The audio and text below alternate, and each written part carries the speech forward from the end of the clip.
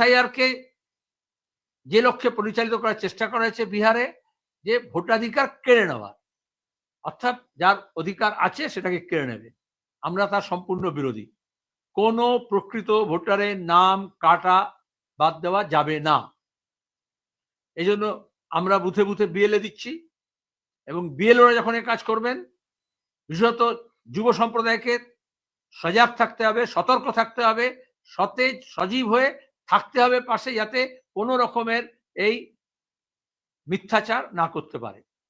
Election কমিশনকে আমরা দাবি জানাচ্ছি স্বচ্ছতার সঙ্গে করতে হবে। আর মানুষের কাছে আমাদের কর্মীরা ভোটার সহায়তা কেন্দ্র করে বিভিন্ন এলাকায় রেড ভলেন্টিয়ারের মতো তারা দেখবেন যাতে ভোটার লিস্টের নাম কোনো অজুহাতে যাতে না কাটা যায়। তার সেখানে যদি দেখা যায় যে নাম ভুল, অন্যান্য যা কিছু আছে সেটা ঠিক করতে হবে।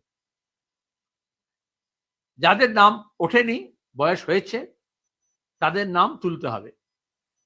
তৃতীয় হচ্ছে, যত মৃত আছে, বছরের পর বছর এই ভোটার লিস্ট তৈরি করার সময় আমরা বলেছি নির্বাচন কমিশনকে দায়িত্ব নিতে হবে। মৃত তালিকা জমা দেওয়ার পরেও ভোট নাম কাটেনি, প্রত্যেকটা কনস্টিটুয়েন্সিতে এটা আছে, গোটা দেশে আছে। বামপন্থীরা তাদের এই আন্দোলন সংগ্রাম এগুলো করি, এটা হচ্ছে ভোটার লিস্ট, তার মানে ভোটার, তার মানে জীবন্ত মানুষ, শ্রমিক, কৃষক।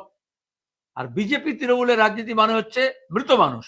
অমিত শাহ হোম মিনিস্টার বলতে পারে ডিটেক্ট, ডিলিট, ডিপোর্ট।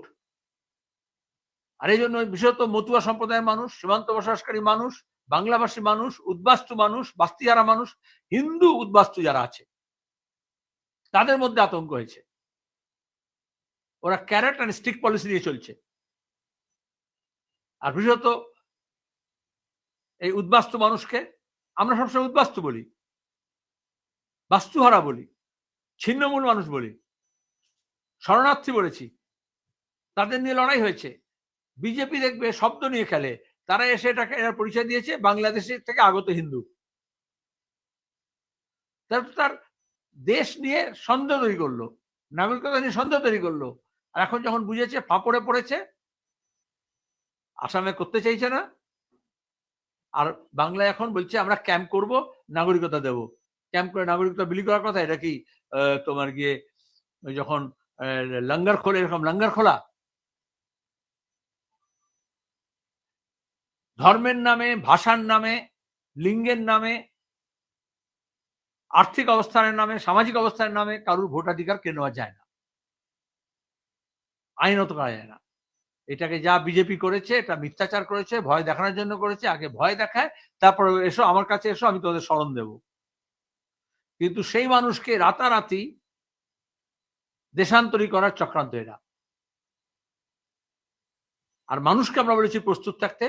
আমাদের সমস্ত ভোটার লিস্ট আমরা ডাউনলোড করেছি, সবকটা আমাদের দপ্তরে সেটা পাওয়া যাবে, সব কর্মীদের কাছে থাকবে। আর যাদের আগে নাম ছিল 2002 আগে, তার সঙ্গে তাদের যে লিঙ্কেজ, সেগুলো এস্টাবলিশ করা হবে। তার জন্য যা আইনি সহায়তা আছে আমরা দেব। সেভাবে মানুষও প্রস্তুত হচ্ছেন, কোনো ভয়ভীতির ব্যাপার না। স্বচ্ছতার সঙ্গে নির্ভুল ভোটার তালিকা প্রকাশ করতে হবে।